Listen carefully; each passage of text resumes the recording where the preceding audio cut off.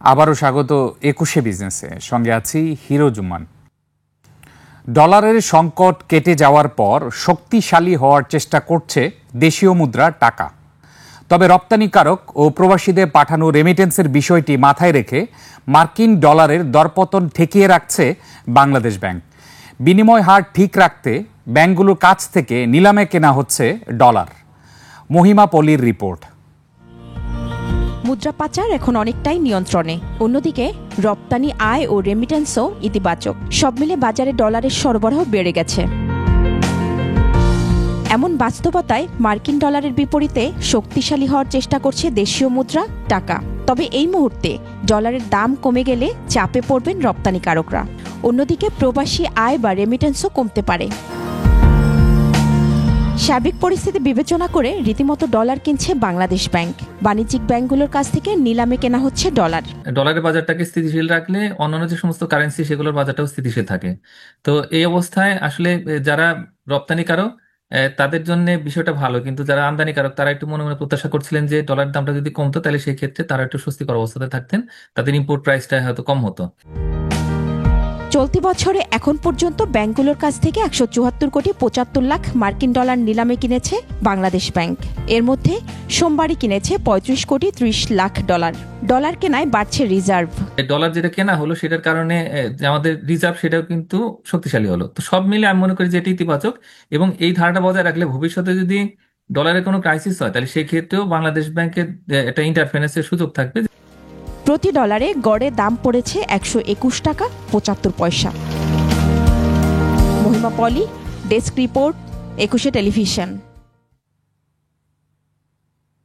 চট্টগ্রাম বন্দরের বিভিন্ন সেবায় ট্যারিফ বাড়ল গড়ে ৪০%। ব্যবসায়ীদের আপত্তি সত্ত্বেও নতুন এই ট্যারিফ কার্যকর করে প্রজ্ঞাপন জারি করেছে সরকার। চট্টগ্রাম বন্দরে মোট ৫২টি খাতে ট্যারিফ আদায় করা হয়। ১৯৮৬ সালে সর্বশেষ চট্টগ্রাম বন্দরে বিভিন্ন সেবা খাতে ট্যারিফ বাড়ানো হয়েছিল। এই হিসেবে প্রায় ৩৯ বছর পর নতুন করে ট্যারিফ বাড়ালো অন্তর্বর্তী সরকার। প্রজ্ঞাপন অনুসারে প্রতিটি ২০ ফুট এককের কন্টেনার হ্যান্ডলিং চার্জ $১৫ থেকে বাড়িয়ে $২৩.১৫ এবং ৪০ ফুট কন্টেনারের ক্ষেত্রে $২২.৫০ থেকে $৩৪.৮৩ করা হয়েছে। জাহাজ পাইলটিং চার্জ $৩৫৭ থেকে $৭০০ উন্নীত করা হয়েছে। বন্দরের প্রস্তাবিত ৫৬টি সেবার মধ্যে ১৮টি খাতে ৬০% বেশি, ১৭টি খাতে ২০ থেকে ৫৯% এবং ১৯টি খাতে ২০% পর্যন্ত ট্যারিফ বৃদ্ধি করা হয়েছে। বাণিজ্য, বিনিয়োগ, জ্বালানি ও উন্নয়ন সহযোগিতা সহ যুক্তরাষ্ট্রের সঙ্গে দ্বিপাক্ষিক সম্পর্ক আরও গভীর করার ক্ষেত্রে বাংলাদেশের দৃঢ় প্রতিশ্রুতি পুনর্ব্যক্ত করেছেন প্রধান উপদেষ্টা ডক্টর মোহাম্মদ ইউনূস। রাষ্ট্রীয় অতিথি ভবন যমুনায় যুক্তরাষ্ট্রের সরকারি বাণিজ্য প্রতিনিধি ব্র্যান্ডন লিঞ্চের সঙ্গে বৈঠকের সময় এ কথা বলেন তিনি। এ সময় বাংলাদেশের উপর শুল্ক হার ৩৫% থেকে কমিয়ে ২০% করায় ধন্যবাদ জানায় প্রধান উপদেষ্টা। বলেন, বাণিজ্য বৈষম্য কমাতে যুক্তরাষ্ট্র থেকে তুলা ও সয়াবিন সহ কৃষিজাত পণ্য আমদানি বাড়াতে চায় বাংলাদেশ।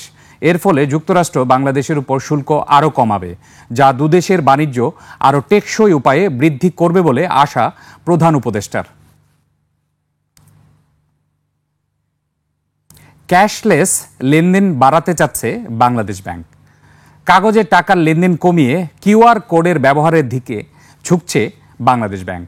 তবে এই ব্যবস্থার তদারকি নিয়ন্ত্রণে প্রয়োজন হবে ইনক্লুসিভ ইনস্ট্যান্ট পেমেন্ট সিস্টেম বা আইআইপিএস ব্যবস্থার।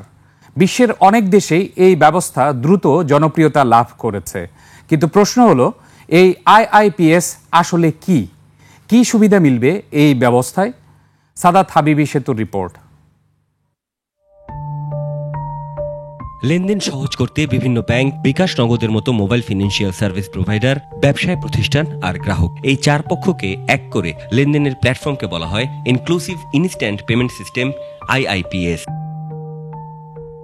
এই ব্যবস্থা এমনভাবে সাজানো হয় যেখানে লেনদেনের সাথে সাথেই গ্রাহকের পেমেন্ট চলে যায় ব্যবসায়ীর অ্যাকাউন্টে এবং এমন কিউআর কোড মোবাইলে স্ক্যান করেই লেনদেন করা যায়। গ্রাহকরা চাইলে তার একটি অ্যাকাউন্ট ব্যবহার করে ব্যাংক থেকে শুরু করে সবজির দোকান সবখানেই কাগজে নোট ছাড়াই লেনদেন করতে পারবেন। আইআইপিএস মোবাইল ফিন্যান্স সার্ভিস এমএফএস এর মতোই 24 ঘন্টা চালু থাকে এবং লেনদেনেও খরচ কম। পাকিস্তানে কয়েক বছর, হ্যাঁ, বাংলাদেশে তা লাগবে না। 6 সপ্তাহের ট্রেনিংয়ে 3 সপ্তাহের মধ্যে মোজালুপের এনভায়রনমেন্টে ইউজ কেস তৈরি করে দেখালো।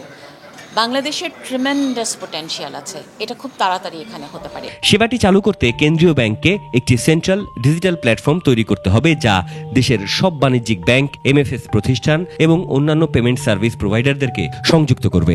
আমাদের বিকাশ, নগদ, আমাদের ওয়ালেট, প্রায় অনেকগুলো ব্যাংকেরই ওয়ালেট আছে যেগুলো ইন্টারনেট করছে, কিন্তু তারপরেও আমরা চাচ্ছি যে একটা সামগ্রিকভাবে সবার ক্ষেত্রে প্রযোজ্য একটা ইউনিফাইড ন্যাশনাল পেমেন্ট সিস্টেম। ভারতে ইউপিআই, ব্রাজিলে পিক বা সিঙ্গাপুরের পে নাও খুবই জনপ্রিয়, তবে বাংলাদেশের চিত্র ভিন্ন। ডিজিটাল লেনদেন প্রক্রিয়া চালু হওয়ার পরও বছরে 10% হারে নগদ অর্থের চাহিদা বাড়ছে ব্যাংকিং খাতে। Holder of trade licence must have QR code. Trade licence নবায়ন এবং গ্রহণে অবশ্যই কিউআর কোড বাধ্যতামূলক করে এরই মধ্যে স্থানীয় সরকার মন্ত্রণালয়ে চিঠি দিয়েছে বাংলাদেশ ব্যাংক। আমরা চাই ব্যবসার সেবা প্রতিষ্ঠানের সামনে বাংলা কিউআর কোড টানানো থাকবে। রাজধানীর একটি হোটেলে মোবাইল অপারেটরদের আন্তঃব্যাংকিং লেনদেন বিষয়ক এই অনুষ্ঠানে বক্তাদের দাবি, ডিজিটাল প্ল্যাটফর্মে সমন্বিত লেনদেন প্রক্রিয়া চালু হলে কমে আসবে অর্থ অপচয়, ভোগান্তি আর দুর্নীতি। Even a rickshaw might have his card and you can scan it and so on. Saadat Habib সেতু, 21 টেলিভিশন, ঢাকা। এবার এশিয়ার প্রধান শেয়ার বাজারের খবর। সূচকের ঊর্ধ্বমুখী প্রবণতা দেখা যাচ্ছে এশিয়ার বেশিরভাগ পুঁজিবাজারে। জাপানের শেয়ার বাজার নিকি সূচক 234 পয়েন্ট বেড়ে দাঁড়িয়েছে 45,002 পয়েন্টে। বেড়েছে হংকংয়ের শেয়ার বাজার হ্যাংসেংয়ের সূচক 19 পয়েন্ট বেড়ে অবস্থান করছে 26,466 পয়েন্টে। কমেছে সিঙ্গাপুরের এসটিআই সূচক, এটি 2 পয়েন্ট কমে অবস্থান করছে 4,335 পয়েন্টে। চীনের শেয়ার বাজার সাংহাই কম্পোজিট ইন্ডেক্স অবস্থান করছে 3,856 পয়েন্টে, যা আগের দিনের চেয়ে 4 পয়েন্ট কম। বোম্বে সেন্সেক্স 30 ইন্ডেক্সকে দেখা যাচ্ছে ঊর্ধ্বমুখী প্রবণতায়। সেন্সেক্সের সূচক 314 পয়েন্ট বেড়ে অবস্থান করছে 82,100 পয়েন্টে। বেড়েছে থাইল্যান্ডের থাই স্টক এক্সচেঞ্জের সূচক, এটি 7 পয়েন্ট বেড়ে অবস্থান করছে 1,307 পয়েন্টে। দর্শক, নিচ্ছে একটা ছোট্ট বিরতি। বিরতির পর দেশের ব্যবসা বাণিজ্য ও অর্থনৈতিক পরিস্থিতি নিয়ে আমরা কথা বলবো এসি ইন্ডাস্ট্রিয়াল গ্রুপের চেয়ারম্যান মোহাম্মদ সালাউদ্দিন চৌধুরীর সঙ্গে। ততক্ষণ আমাদের সঙ্গেই থাকুন।